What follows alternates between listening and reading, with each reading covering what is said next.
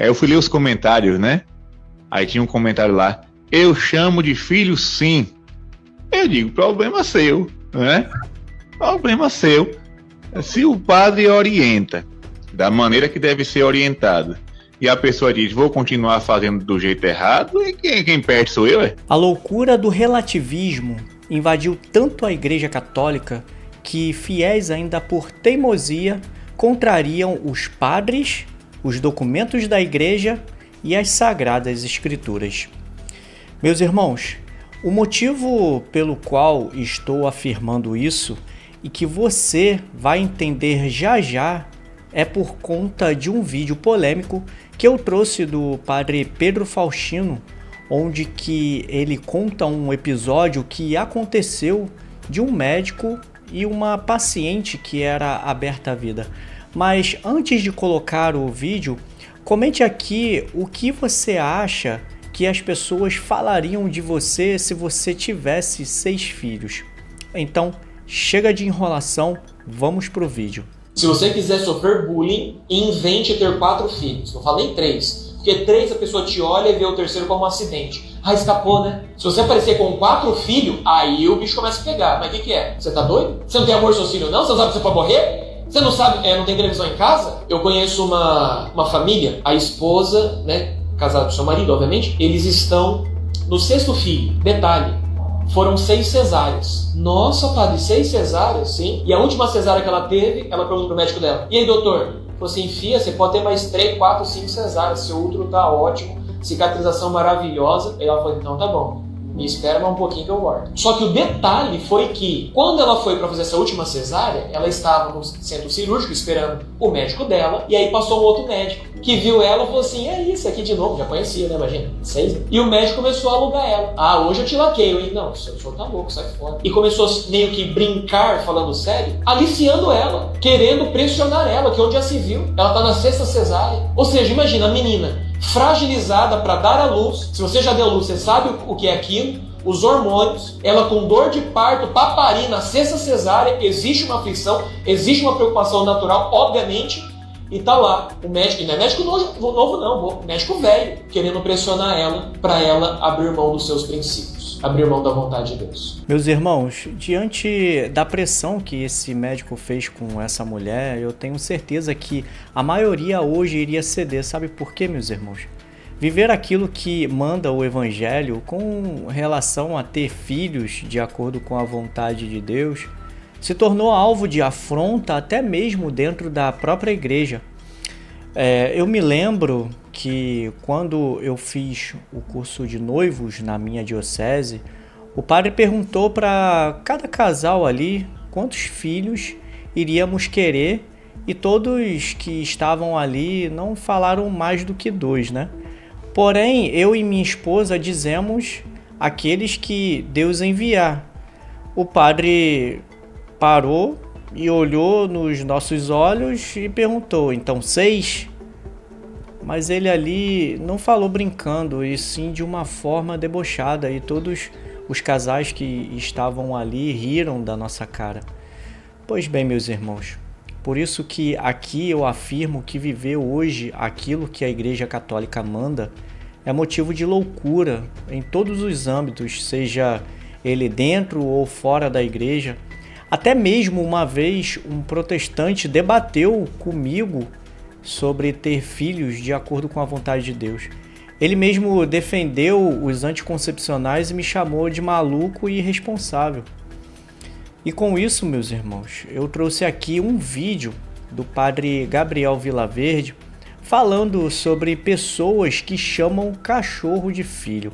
Vejam só. Padre, chamar animais de filhos, ter animais como filhos, e até dizer, eu prefiro não ter filhos que dá muita dor de cabeça, eu prefiro ter um bicho. Eu já falei sobre isso em alguns momentos, inclusive tem uma pregação que eu fiz lá na Serva de Maria, né, no Retiro da Serva de Maria, em João Pessoa, no Conde, Paraíba, e essa pregação repercutiu bastante. Inclusive eu dei risada, né, porque na pregação eu falo: não chame cachorro de filho, que é pecado. Aí eu fui ler os comentários, né, aí tinha um comentário lá: Eu chamo de filho sim. Eu digo, problema seu, né? Problema seu. Se o padre orienta da maneira que deve ser orientado e a pessoa diz, vou continuar fazendo do jeito errado, quem perde sou eu, é? Eu não perco nada, pelo contrário. Eu já fiz a minha parte. Se você não gostou, não posso fazer nada. Eu não estou aqui para agradar. Né?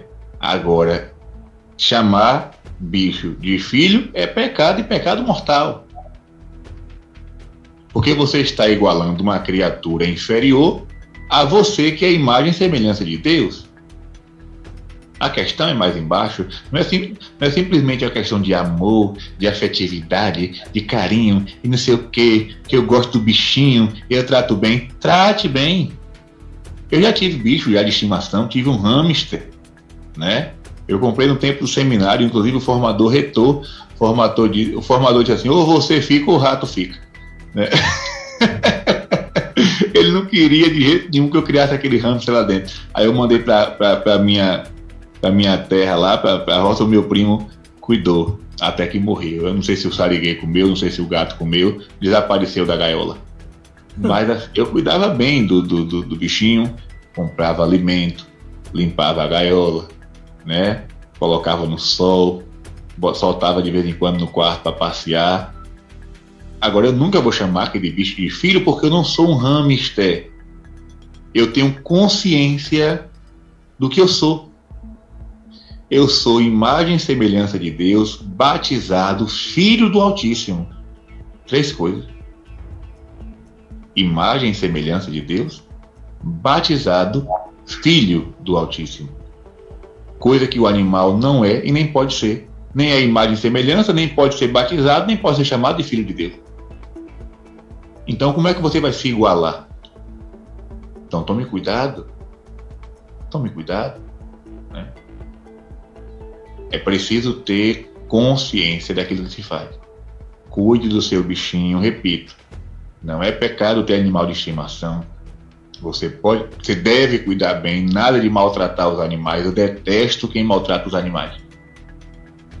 Uma vez eu vi um rapaz, eu já falei isso aqui na live, eu vi um rapaz na carroça batendo no burro, batendo. Deu vontade de dizer assim, ei, vamos trocar de lugar. O cavalo fica em cima e tu puxando para ver o que é bom para tosse. Então para que bater? O bicho já tá puxando a carroça, aquele peso medonho, e ainda vai apanhar por uma coisa que ele faz de graça, né? Faz um trabalho forçado e ainda apanha. Então é injustiça, né? Maltratar os animais é injustiça. São Francisco não gosta disso, não.